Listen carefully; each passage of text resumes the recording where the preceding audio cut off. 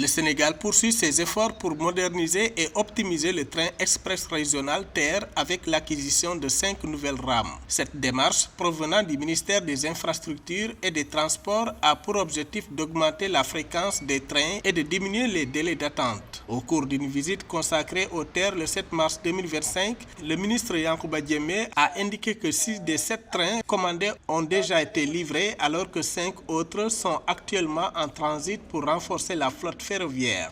Cette décision s'inscrit dans le cadre des préparatifs des Jeux olympiques de la jeunesse JOJ prévus à Dakar qui nécessitent une capacité accrue du réseau de transport. On fonctionnait avec 15 rames. Nous avons réceptionné récemment 6 sur les 7 rames qui sont additifs, qui devaient venir pour renforcer le parc. Mais le Premier ministre a donné instruction en perspective des JOJ d'en commander 5 autres qui en principe également devront nous parvenir. Ça va faire globalement à peu près 22 rames, 27 plutôt.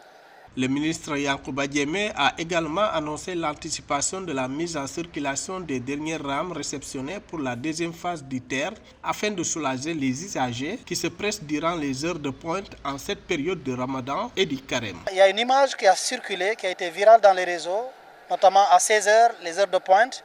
Comment on voit les populations se bousculer. J'ai instruit le directeur de cette TER d'avoir, en liaison avec le directeur de l'APIS, anticiper un peu la mise en circulation des rames qui sont réceptionnées.